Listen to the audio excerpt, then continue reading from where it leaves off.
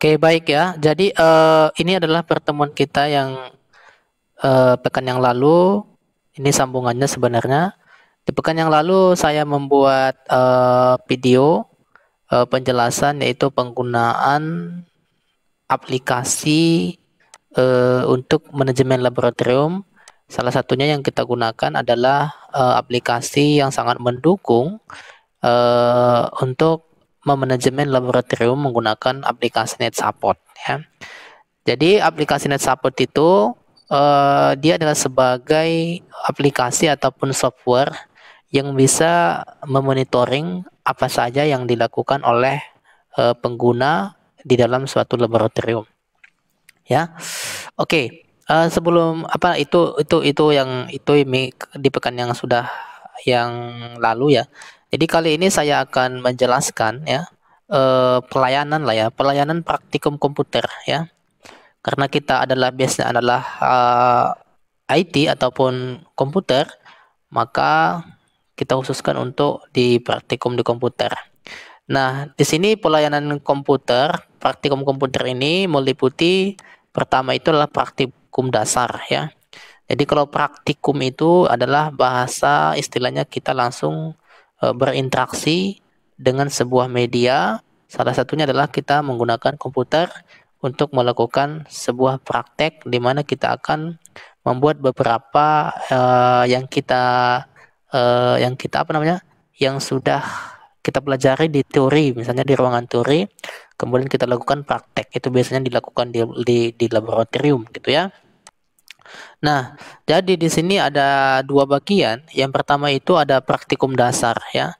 Jadi kalau praktikum dasar yaitu praktek ya, dasar-dasar penggunaan peralatan komputer dan aplikasi-aplikasi umum ya.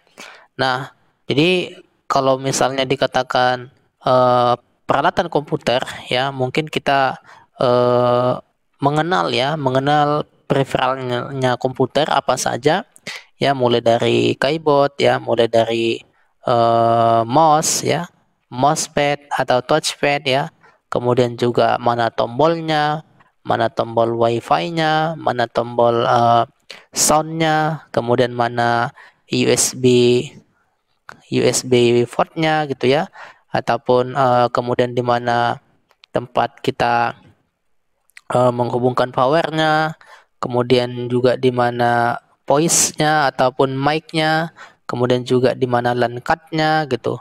Nah, itu pengetahuan dasar tuh. Jadi artinya apa? Hardware yang kita gunakan itu mestilah kita kenal apa saja yang ada di situ gitu ya. Jadi tergantung ya, kalau misalnya eh, peralatan komputer yang kita gunakan itu mungkin spesifikasinya seperti ini, maka seperti itulah adanya, gitu ya. Nah, kemudian selain dari itu ya, penggunaan peralatan komputer dan aplikasi-aplikasi umum gitu. Jadi kalau misalnya aplikasi-aplikasi umum itu ya, itu mungkin ya seperti ya, kalau misalnya di Windows ya paling Microsoft Word gitu ya, paling ya Microsoft Word ya. Jadi ini mungkin adalah aplikasi Microsoft Word ataupun Office 2016.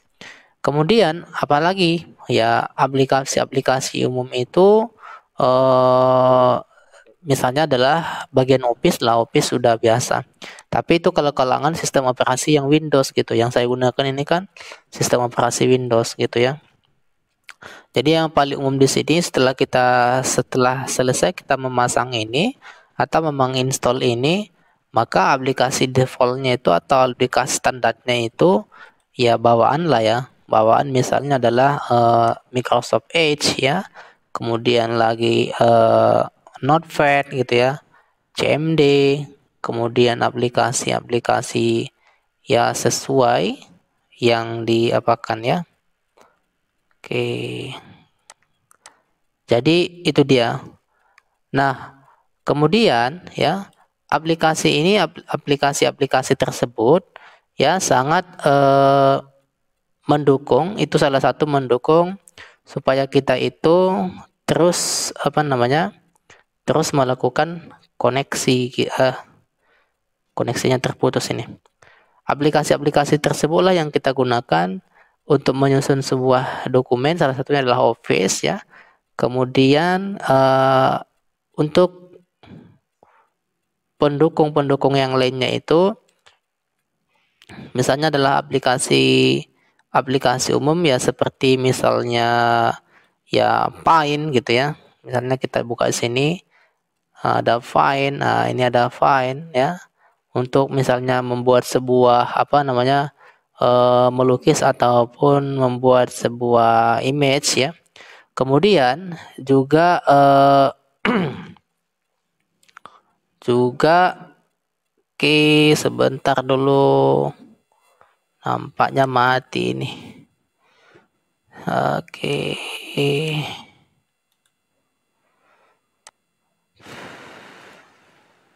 Ya, jadi apa namanya? Di sini mati lampu ya, baik ya. Terputus semua. Nah, jadi oke.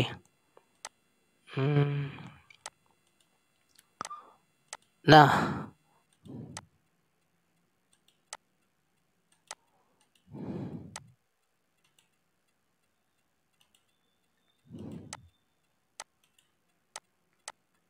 oke. Nah, kemudian aplikasi-aplikasi umum itu biasanya yaitu aplikasi ya yang biasa-biasa digunakan di sebuah ya office gitu ya. Salah satunya adalah Microsoft Word, Microsoft Excel, kemudian Microsoft PowerPoint gitu ya. Kemudian ya aplikasi-aplikasi untuk desain gitu. Kemudian aplikasi-aplikasi program gitu ya.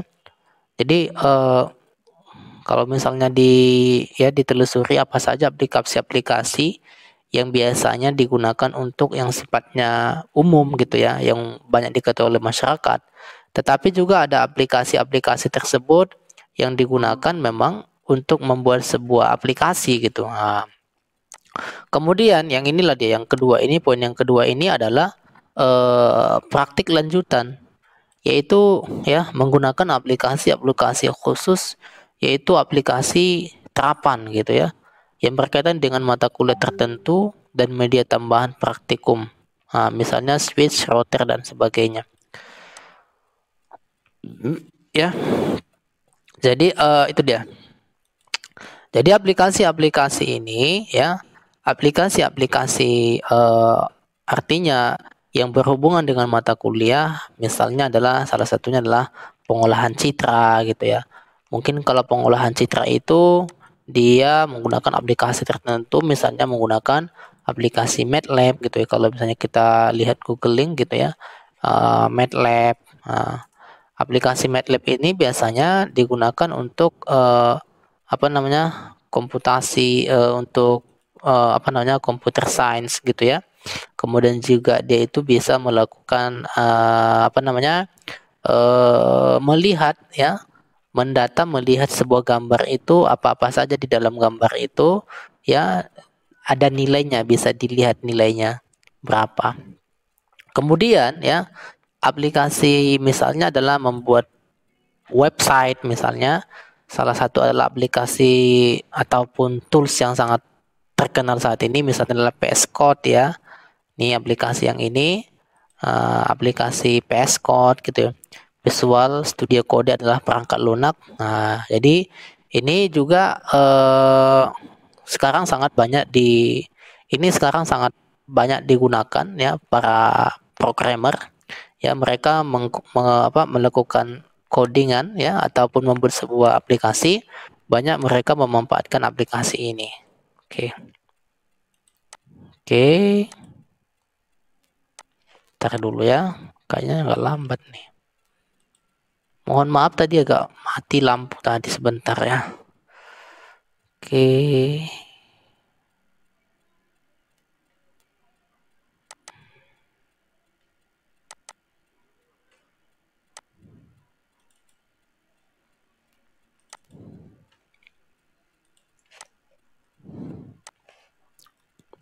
Nah, kemudian ya aplikasi-aplikasi khusus itu ya,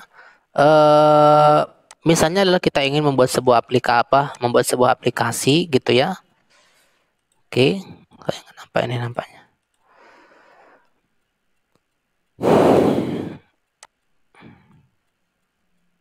Nah, misalnya gini, saya ulangi tadi, aplikasi khusus itu mungkin bisa dilihat ya, misalnya adalah aplikasi untuk membuat tools ya, tools yang digunakan saat ini sangat terkenal namanya VS Code gitu ya. Salah satunya adalah VS Code ini, ini dia. Visual Studio Code adalah perangkat lunak penyunting kode-kode sumber buatan Microsoft untuk Linux, Mac, dan Windows ya. Visual Studio Code menyediakan fitur seperti penyurutan sintaksis, penyelesaian kode, kutipan kode, merefaktor kode. Ah, jadi aplikasi ini biasanya sudah ya, biasanya ya programmer sudah mengenal inilah. Jadi aplikasi-aplikasi khusus seperti ini sudah biasa digunakan di setiap laboratorium yang base adalah komputer ya. Kenapa aplikasi ini banyak digunakan? Karena aplikasi ini sangat menarik ya dari segi tampilan gitu ya. Tetapi memang ya dia itu kita menulis sebuah kode di sini. Jadi istilahnya kita ngoding pakai VS Code gitu ya. Kemudian aplikasi-aplikasi khusus misalnya Java ya, NetBeans ya, NetBeans. Oke. Ini misalnya NetBeans nih. Oke.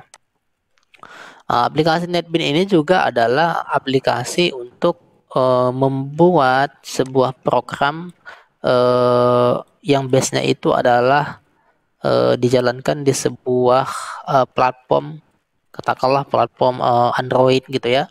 Dan ini biasanya Java ini yang versi desktop banyak sekali aplikasi-aplikasi yang digunakan saat ini gitu ya, bisa dibuat untuk website gitu ya. Jadi menggunakan aplikasi NetBeans kita bisa membuat sebuah website, juga membuat aplikasi apa namanya, handphone gitu ya, aplikasi-aplikasi yang di handphone itu gitu ya. Jadi toolsnya itu menggunakan NetBeans. Jadi NetBeans ini istilahnya menggunakan bahasa Java. Jadi Java ya. Oke. Nah, selain daripada NetBeans, aplikasi-aplikasi khusus yang digunakan oleh para programmer adalah salah satunya adalah misalnya adalah di sini Android ya, Android Studio. Nah, jadi kalau Android Studio ini inilah sebuah aplikasi yang digunakan ya untuk apa namanya, membuat sebuah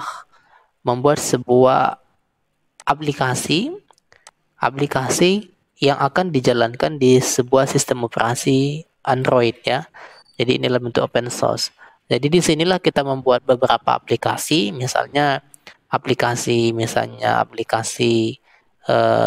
apa namanya, aplikasi-aplikasi misalnya adalah e-banking, apa namanya, mobile ya, yang bersifat dijalankan di mobile gitu. Misalnya adalah apa, katakanlah misalnya BRI Banking gitu ya, BRI Mobile gitu.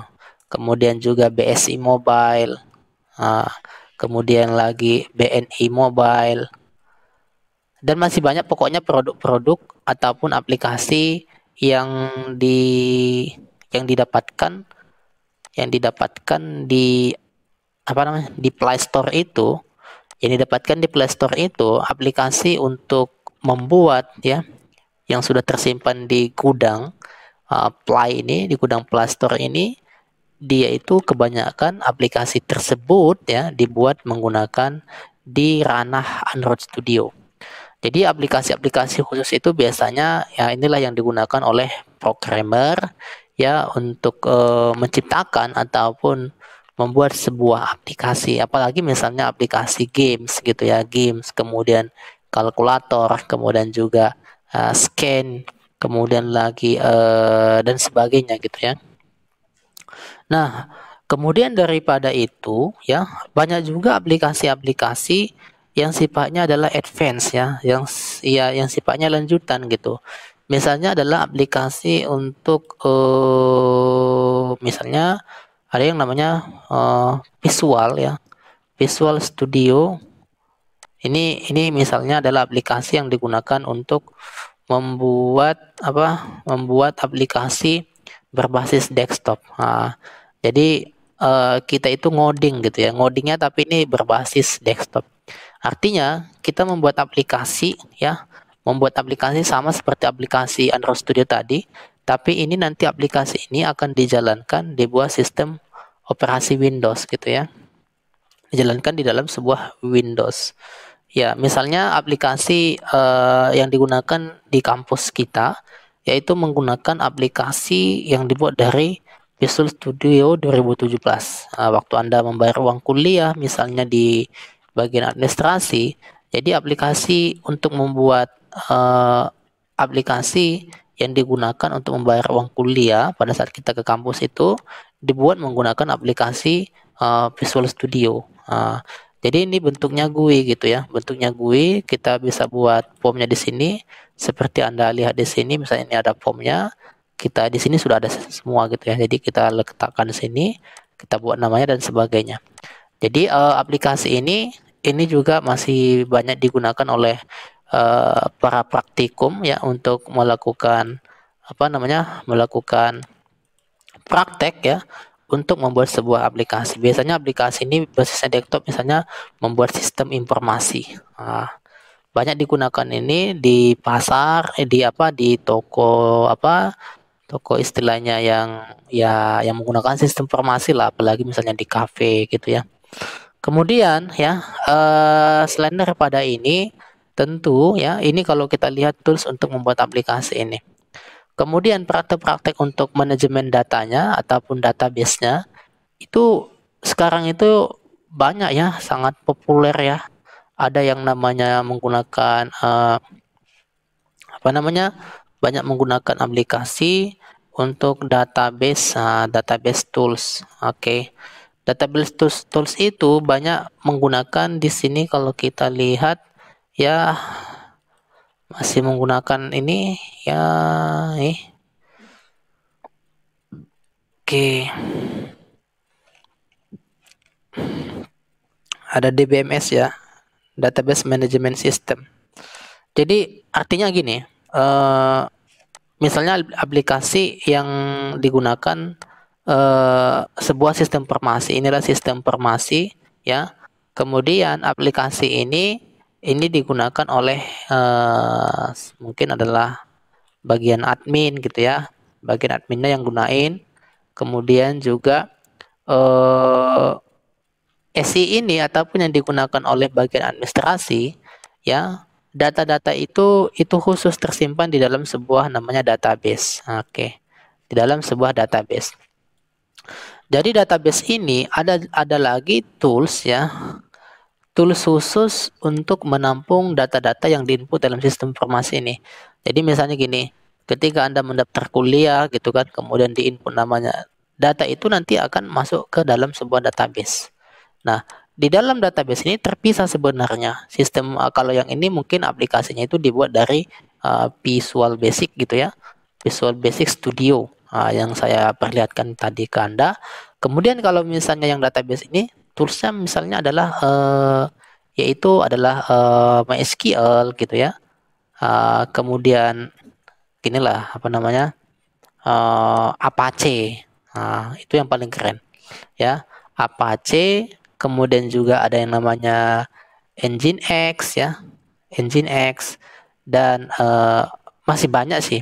Tapi biasanya ada satu yang biasa sudah kita kenal yang namanya semua sudah di situ. Jadi kita jalankan ya, ada yang namanya MySQL-nya gitu ya, ada namanya Apache-nya. Jadi satu software sudah menyatu, include semuanya ya. Salah satu saya menggunakan aplikasi tersebut namanya adalah aplikasi ini, aplikasi SAM. Yang ini. Jadi aplikasi ini digunakan untuk membuat sebuah database ataupun menampung sebuah database di dalamnya. Ini yang saya maksud tadi. Jadi aplikasi ini biasanya juga harus dipasang ataupun diinstal di dalam sebuah sistem informasi yang sifatnya adalah program lanjut gitu ya. Jadi di sini ada servisnya, ada Apache, biasanya yang paling sering digunakan yang ini aja ya. Karena yang ini cukup, ini sudah bisa membuat sebuah database ya. Jadi ini kita start. Oke. Jadi aplikasi desktop tadi sudah kita bilang ya, sudah kita jelaskan tadi.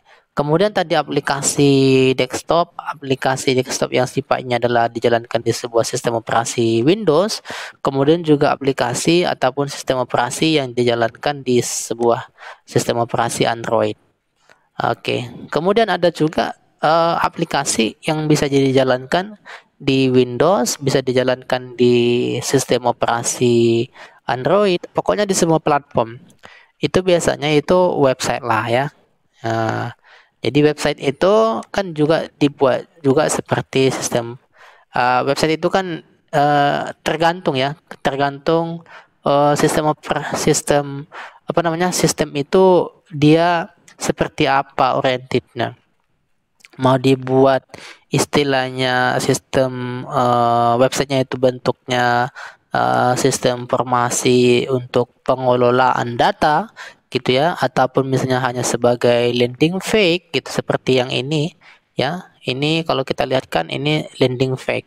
Jadi artinya apa? Ada kan website itu kan banyak tuh, ada bagian-bagiannya. Misalnya ada yang landing page ya. Landing page itu ya seperti WordPress, kemudian ada yang lagi namanya makanya sebenarnya gini, kalau dibagi dua misalnya website itu ada namanya website dinamis ya, ada namanya website statik.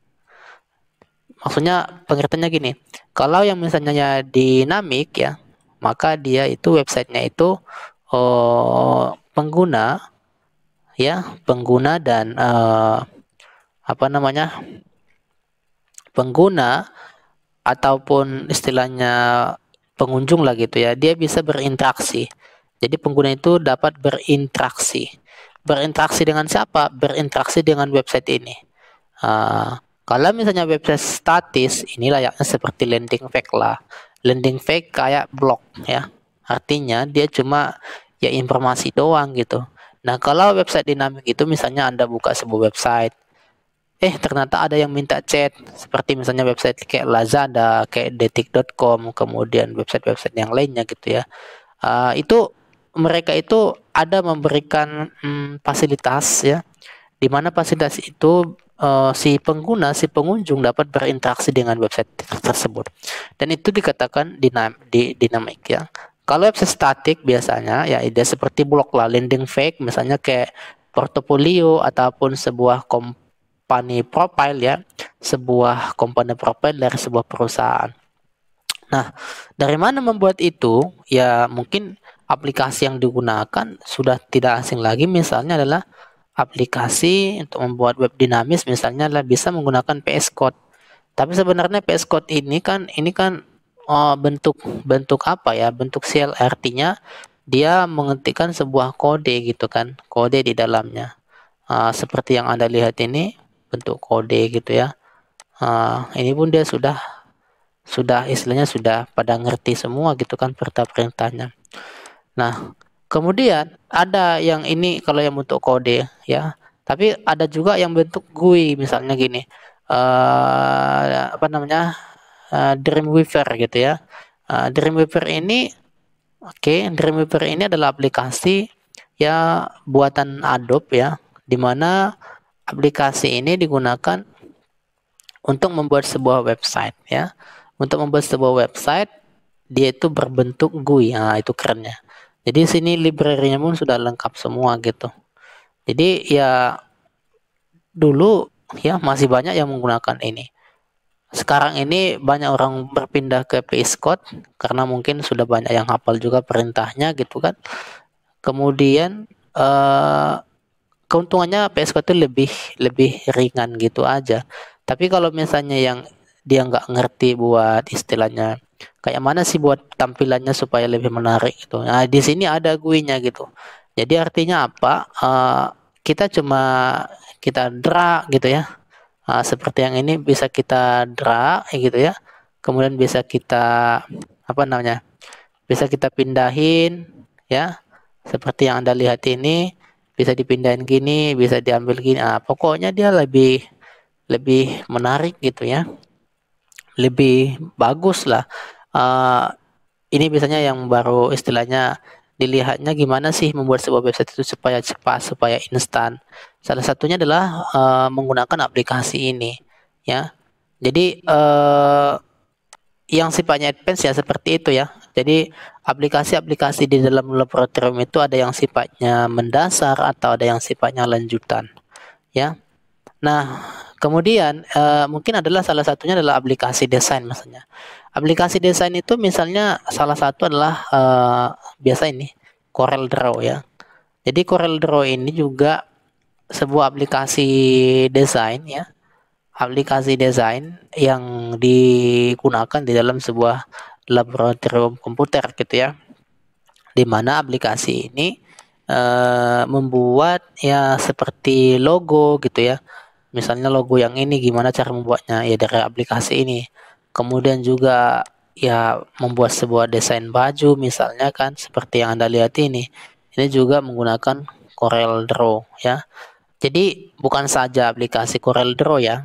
Uh, ini adalah untuk aplikasi untuk membuat vektor ya. Contohnya memang banyak menggunakan aplikasi Corel Draw untuk membuat sebuah desain vektor. Lebih menarik. Juga ada yang nama juga untuk aplikasi apa namanya? Aplikasi Adobe ya. Adobe Illustrator. Nah, aplikasi Adobe Illustrator ini ya juga digunakan untuk mendesain ya, untuk mendesain sebuah apa namanya? Sebuah gambar yang sangat menarik. Salah satunya adalah membuat sebuah logo gitu ya, membuat sebuah ya katakanlah seperti gambar vektor ataupun kartun anime ya. Anda buat animenya di sini dulu, Anda buat sketsanya, baru nanti dibuat seperti yang Anda inginkan. Jadi aplikasi-aplikasi ya yang berkaitan dengan desain pun sangat banyak ya. Ini kalau misalnya vektornya. Kemudian untuk memanipulasi foto ada namanya aplikasi Adobe Photoshop.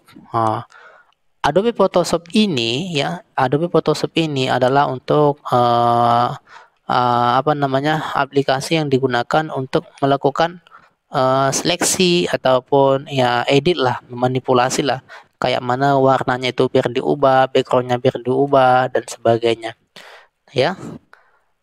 Jadi di lab itu ya disesuaikan juga ya ketika kita berpraktek tentang desain ya apa namanya berteori tentang desain kita juga harus mampu menggunakan aplikasi desain tersebut gitu. Ketika di teori kita belajar bahasa pemrograman ya aplikasi ataupun tools yang kita gunakan untuk membuat aplikasi ataupun sistem informasi kita juga harus mengerti penggunaannya. Salah satu juga sintaks-sintaks yang digunakan di dalam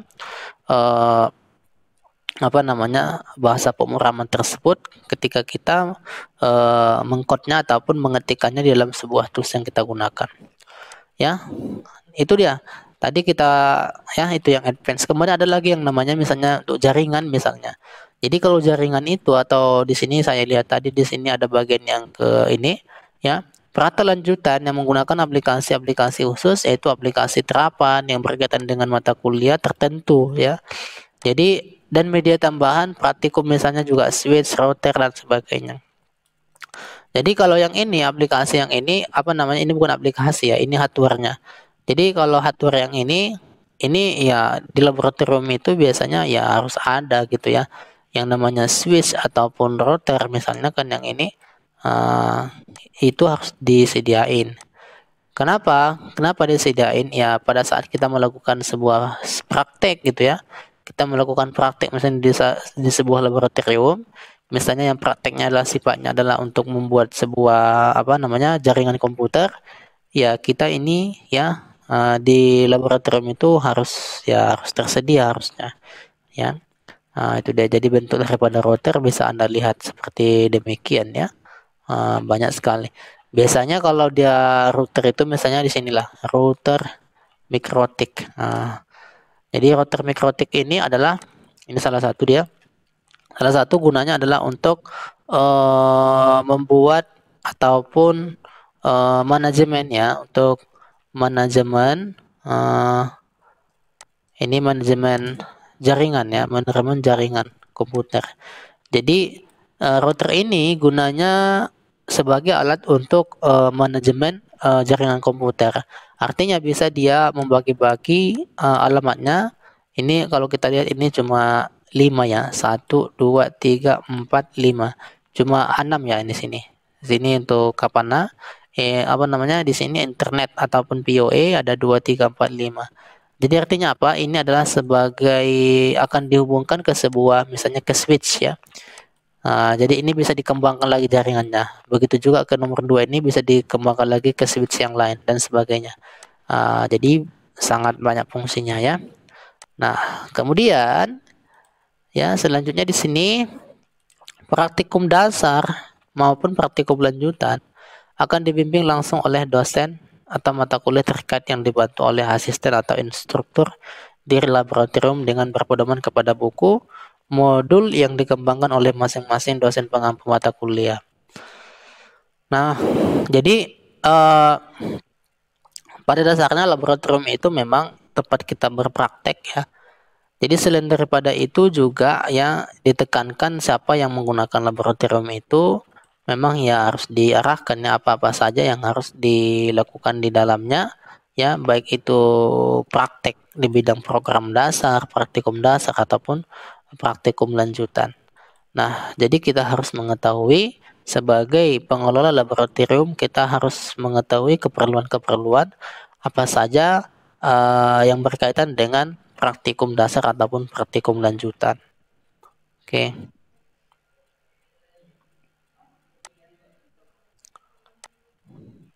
Kemudian prosedur praktikum dasar gimana sih gitu ya.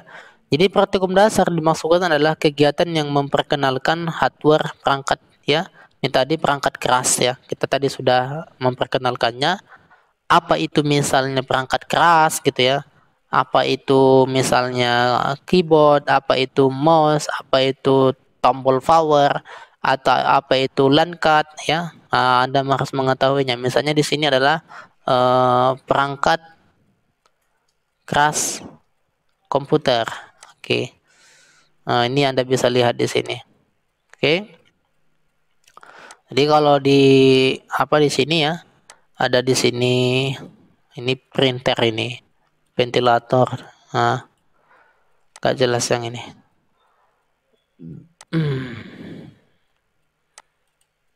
Ini dia. Jadi kalau Anda lihat ini perangkat-perangkatnya ada flash disk ya. Ini ada hard disk, ini ada PGA.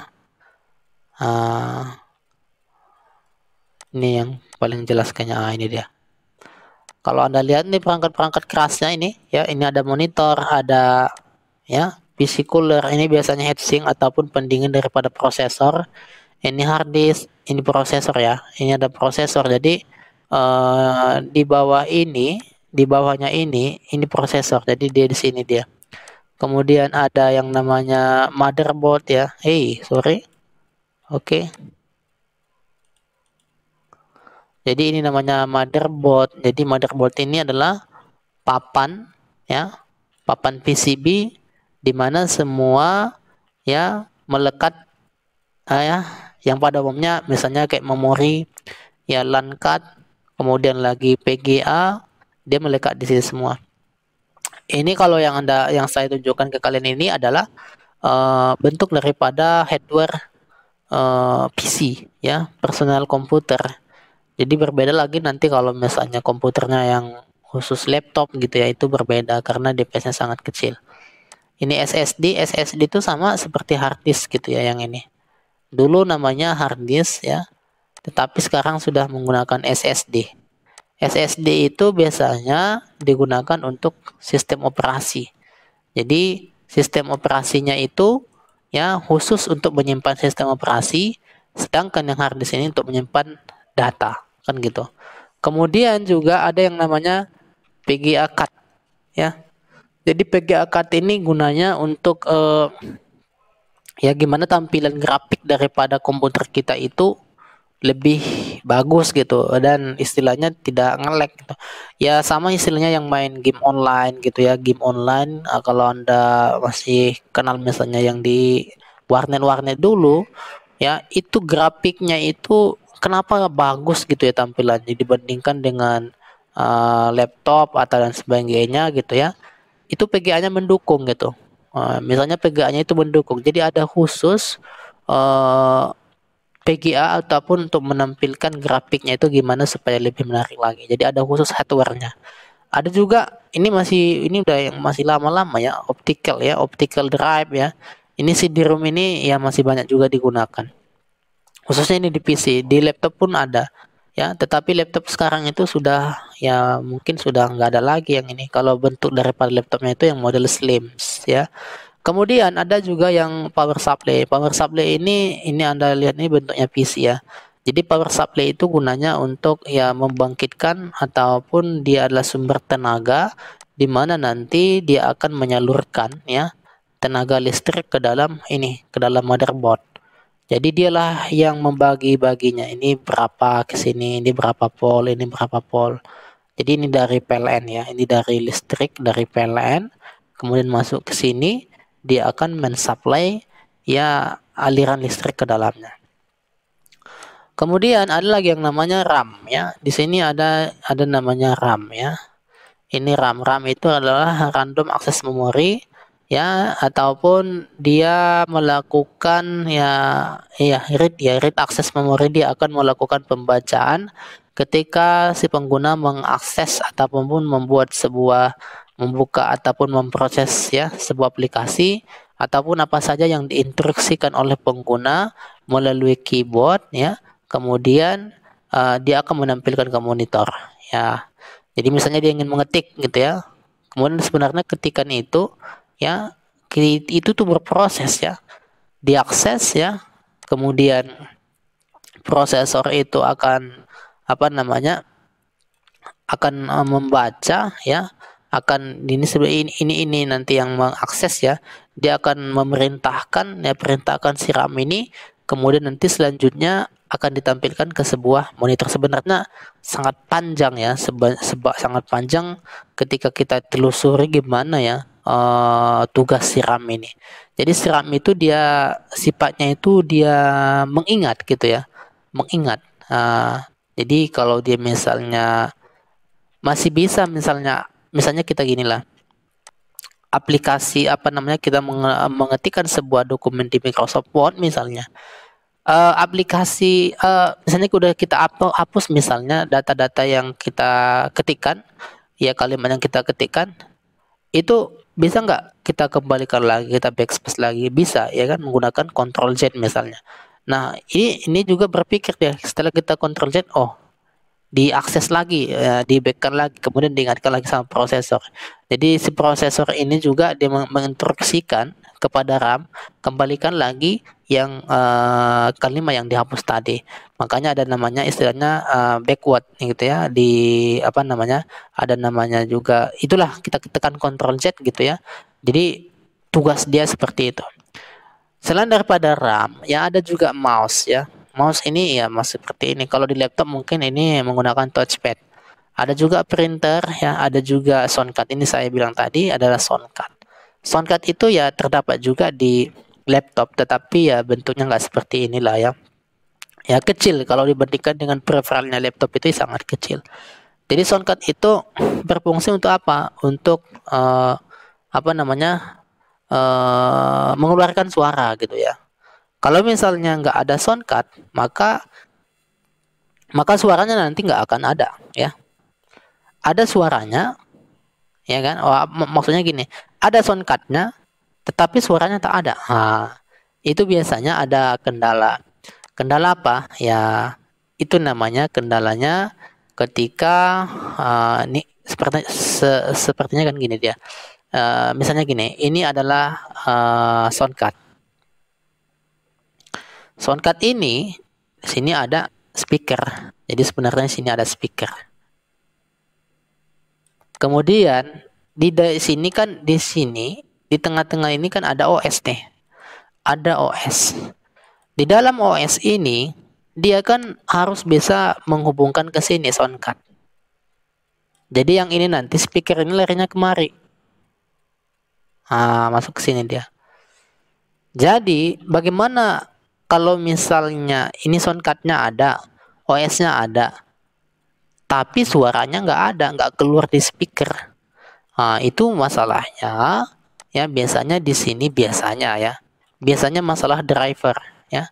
Driver itu fungsinya adalah untuk menghubungkan ya sistem operasi ataupun perangkat lunak dengan ya perangkat keras ini.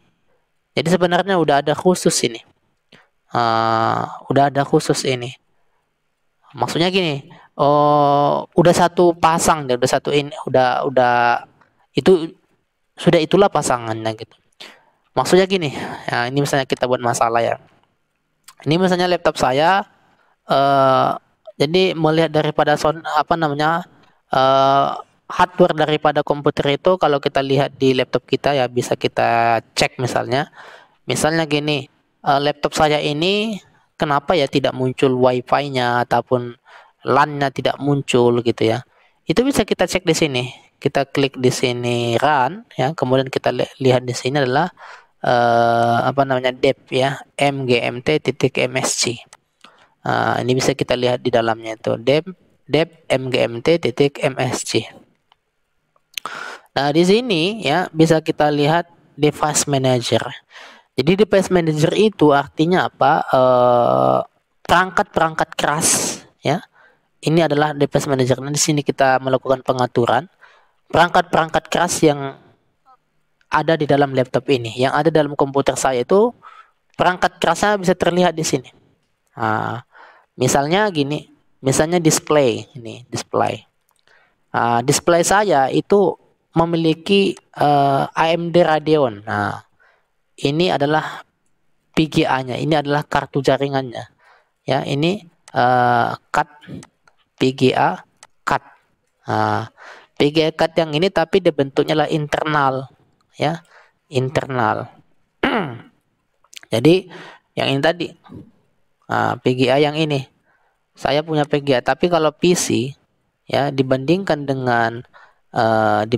misalnya dengan dengan laptop kan berbeda. Di dalam laptop pun ada sebenarnya yang sudah internal, tetapi yang ini adalah eksternal sebenarnya, tambahan ini eksternal. Kenapa? Ya kalau yang internal mungkin memorinya sangat kecil gitu, tapi kalau yang ini udah besar. Kadang disesuaikan dengan kebutuhan lah gitu ya. Jadi misalnya pada saat ada orang yang main main game-game yang besar kok nge-lag, itu biasanya kalau tidak ini yang ini. Jadi yang ini sama RAM ini harus mendukung. Ya, itu aja kuncinya, prosesor, PGA, kemudian RAM. Juga untuk membuat sebuah ya laptopnya istrinya membuat video ya kan, membuat melakukan render sebuah animasi gitu ya, ataupun membuat sebuah animasi yang besar gitu ya, animasi ya grafiknya full gitu ya, ataupun mendesain sebuah gambar yang sangat full gitu, kemudian juga bermain dengan game-game yang besar gitu ya, itu harus mendukung yang ini. Jadi PGA itu bisa kita lihat juga di sini tadi, apapun kalau misalnya di PC ataupun misalnya di laptop. Jadi yang saya gunakan ini adalah yang ini. Kemudian ada juga Bluetooth gitu. Jadi Bluetooth itu pun udah tersimpan di dalam, sudah ada hardware-nya di dalam motherboard kita. Juga di sini ada kamera yang saya gunakan. Sini adalah kamera menggunakan webcam. Nah, biasanya kalau misalnya ini tidak ada gitu, tapi di sini ada kamera gitu ya, tetapi ini adalah tak terinstall gitu, maka dia gambarnya nggak akan muncul. Sama halnya misalnya yang ini misalnya adalah sini sound gitu ya, tetapi sound ini dia ini di tanda tanya seperti ini tanda seru unknown device misalnya. Di sini misalnya di sini tertulis unknown device seperti tanda tanya kayak gini. Maka itu suaranya tak ada ya. Suaranya tak ada. Suaranya tak ada. Walaupun istilahnya hardware gitu ya. Hardware daripada suara ini, hardware daripada sound card ini sudah ada di dalam, tetapi suaranya tidak muncul gitu. Itu dipermasalahkan daripada ada yang namanya istilahnya driver. Oke. Nah, apa itu driver? Nah, driver gitu. Ya, apa itu driver? Driver itu adalah untuk menghubungkan perangkat keras dengan perangkat lunaknya. Jadi supaya bisa outputnya nanti adalah suaranya muncul gitu. Baik, misalnya gini, kita ada problem misalnya. Ini suara laptop saya apa namanya? Katakanlah di sini adalah apa namanya? Wi-Fi-nya misalnya, Wi-Fi-nya tak ada misalnya. Berarti Wi-Fi-nya tak ada, itu yang kita cari itu misalnya di bagian mana ya gitu ya. Salah satunya adalah di kita cek dulu ya. Ini misalnya kita anggap nggak ada ini. Tanda tanya lah misalnya. Jadi kalau nggak ada misalnya WiFi kita ataupun LAN card kita, kita kan otomatis tidak bisa menggunakan internet. Solusinya berarti kita harus cari dulu driver untuk menghubungkan ya hardware kita dengan kartu jaringan ini.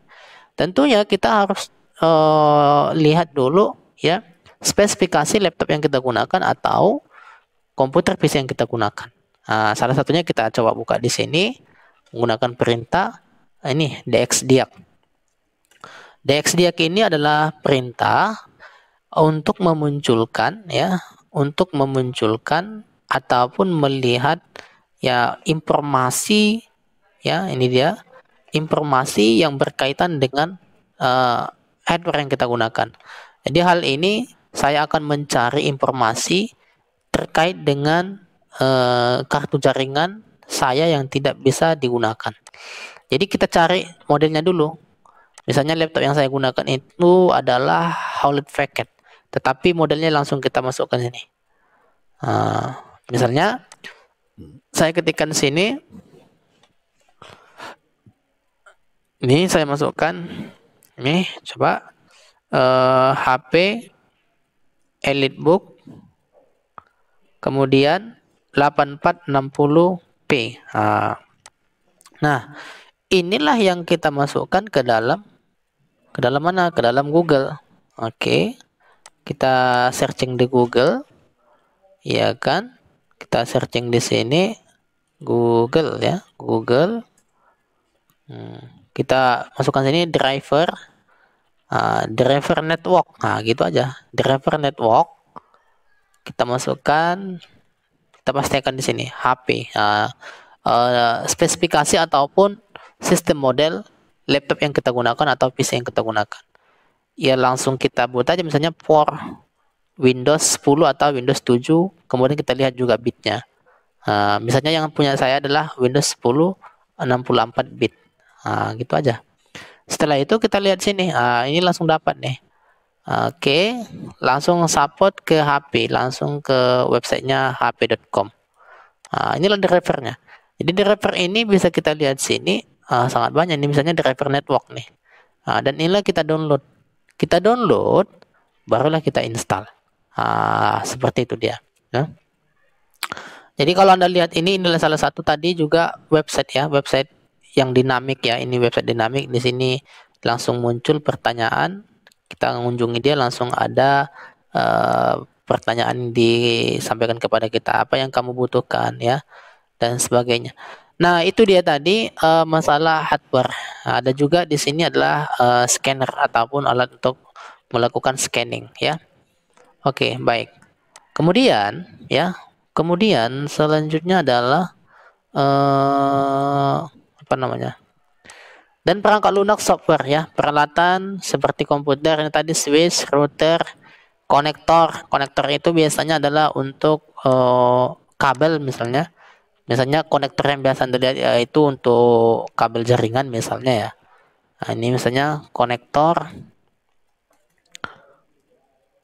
RJ ya. RJ45. Ini yang maksudnya ini, seperti ini dia. Jadi untuk melakukan praktek kalau misalnya di bidang jaringan komputer ya membuat seperti ini. Bukan membuat seperti ini ya, tapi istilahnya memasangkan kayak gini. Kita masang seperti ini. Itu maksud daripada poin yang ini tadi. Poin yang bagian ini tadi. Bagian untuk Jarkom ataupun praktek jaringan komputer. Kabel, kalau kabel sudah tahu ya, kabel data ya. Kabel data yang digunakan berbeda kabel listrik dengan kabel data. Kemudian juga scanner, printer ya, ini sudah Anda ketahui juga. Scanner itu adalah bentuknya tadi yang apa tadi? Yang ini ya, yang kita lihat tadi lah ya. Nah, selanjutnya di sini ada juga agar dapat menggunakan dan memanfaatkan peralatan tersebut dengan baik, langkah-langkahnya adalah sebagai berikut. Jadi kita itu sebagai pengelola laboratorium komputer itu ya, kita harus juga mempersiapkan ya prosedur, yaitu cara penggunaan daripada sebuah media gitu ya.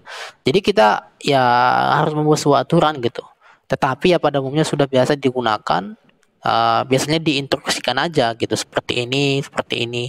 Jadi ketika kita misalnya mengelola sebuah laboratorium itu bisa juga kita sampaikan kepada siapa instruktur ataupun siapa pengajar yang akan menyampaikan materi yang akan disampaikannya gitu ya. Jadi kita pesankan sama dia, Pak, nanti kalau mau masuk seperti ini ya, Pak. Jadi Anda itu sebagai pengelola laboratorium juga mesti juga bisa berkomunikasi kepada ya instruktur ataupun pengajar ya ataupun mentor yang akan melaksanakan tugasnya. Salah satunya adalah melakukan praktikum di bagian laboratorium.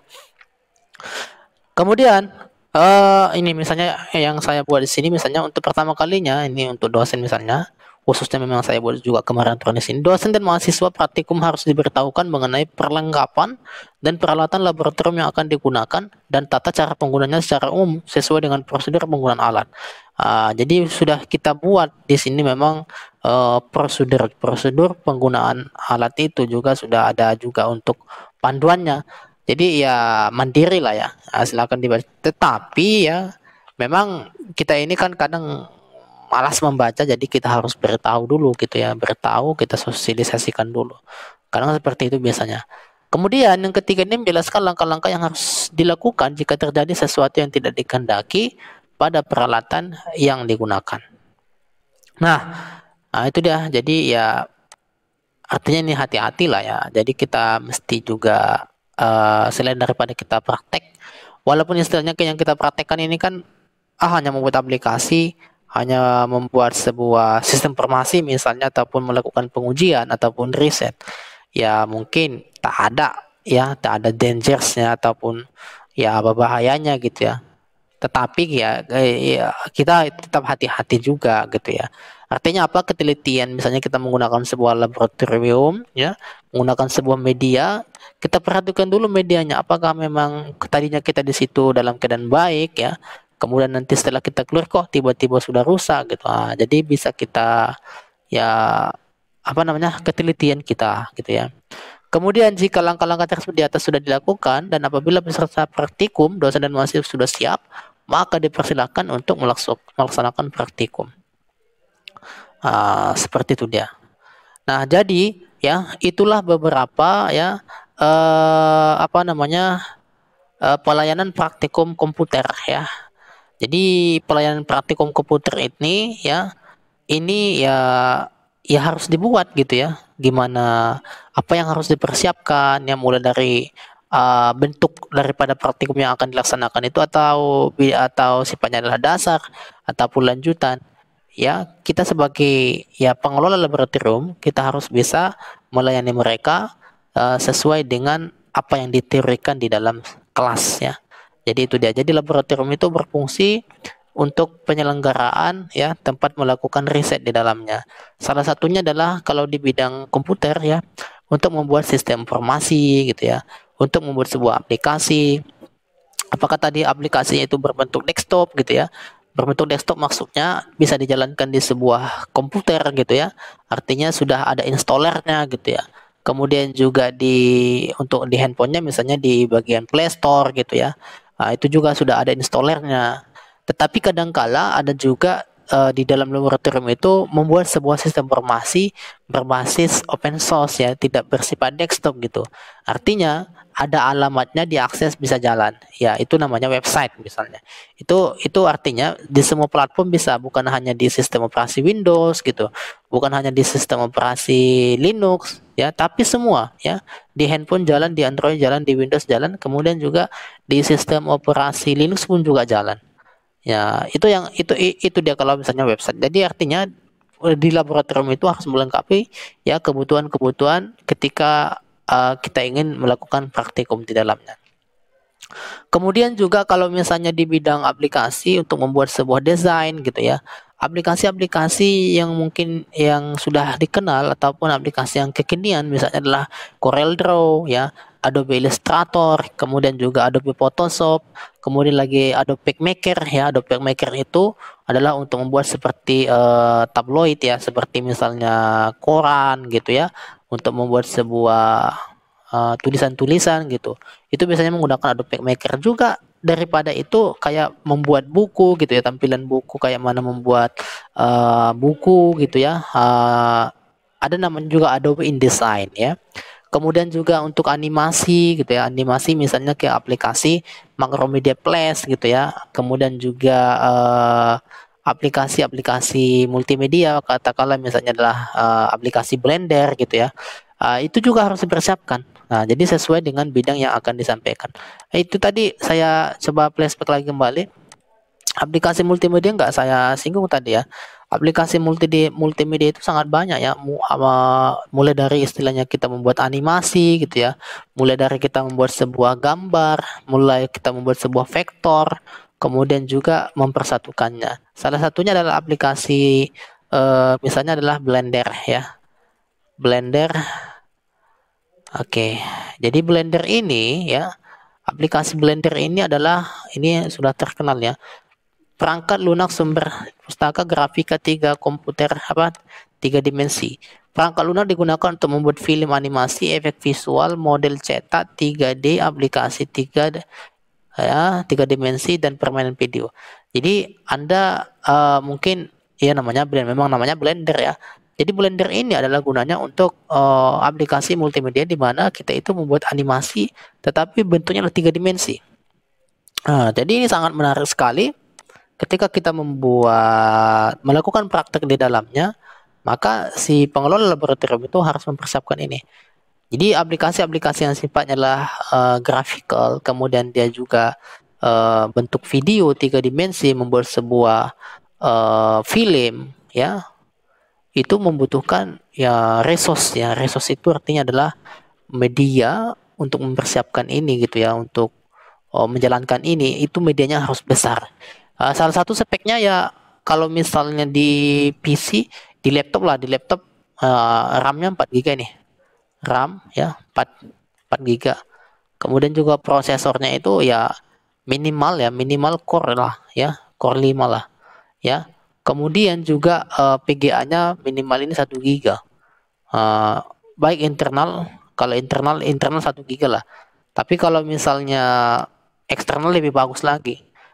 Jadi maksudnya tadi PGA yang saya bilang tadi, ada PGA yang internal di dalam hardware komputer itu, ada juga yang eksternal. Kalau di PC memang dia banyakkan orang pakai eksternal, macam game-game online gitu ya, menjalankan sebuah permainan itu gitu atau games itu gitu.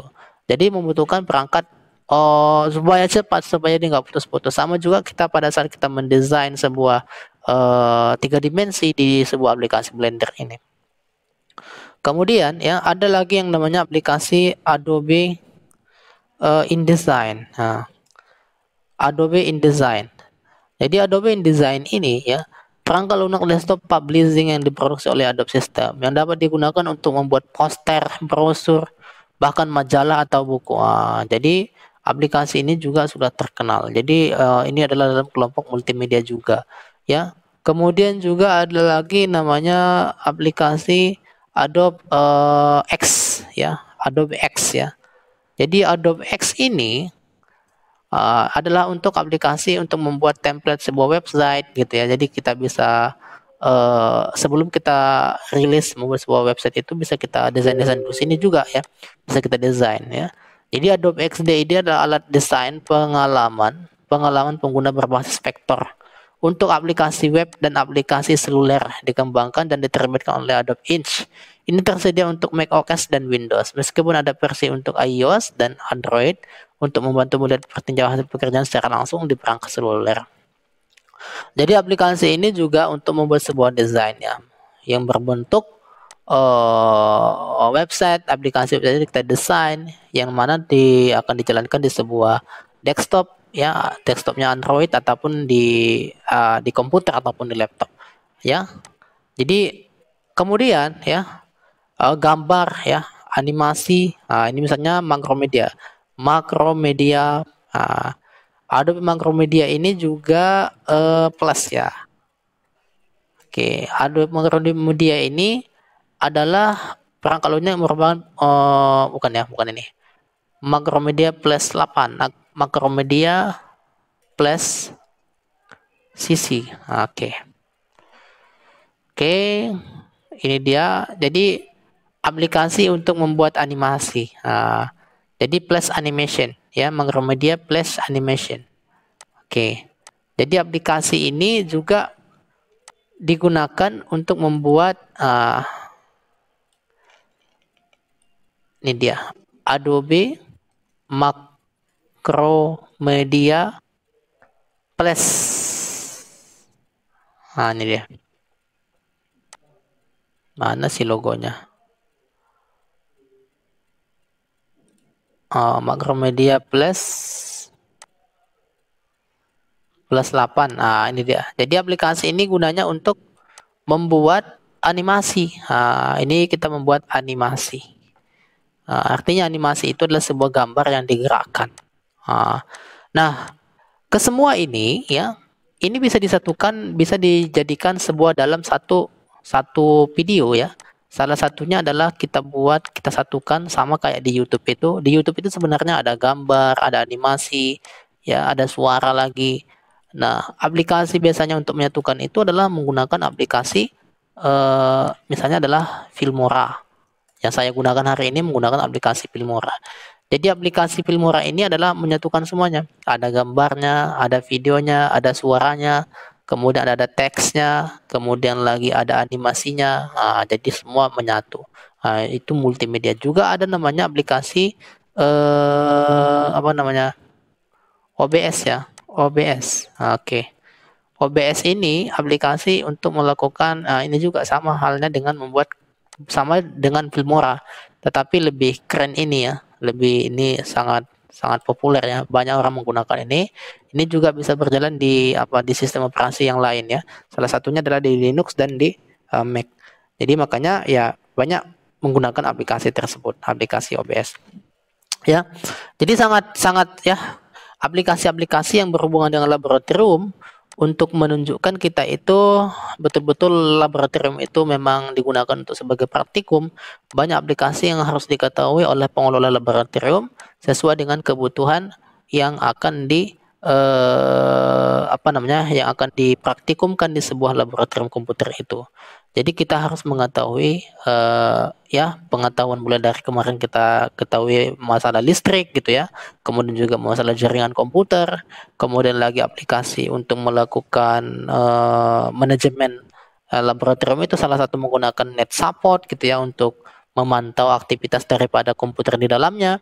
Kemudian juga aplikasi yang digunakan untuk aplikasi yang di dalamnya apa saja di dalam sebuah komputer itu yang akan digunakan untuk melakukan praktek yang sifatnya bisa kita lihat tadi ya, ada praktikum dasar, ada praktikum advance ataupun lanjutan ya. Kita harus bisa memenuhi itu supaya situasi dan kondisi ya belajar dan mengajarnya itu berjalan dengan baik. Itu dia. Saya rasa untuk pertemuan hari ini cukup. Kemudian kalau ada yang mau tanyakan, dipersilakan. Ada yang mau ditanya?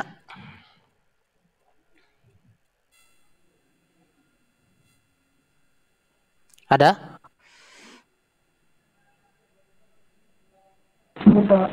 Cukup? Oke, kalau tidak ada, mohon maaf ya. Saya tutup. Assalamualaikum warahmatullahi wabarakatuh. Selamat pagi semuanya.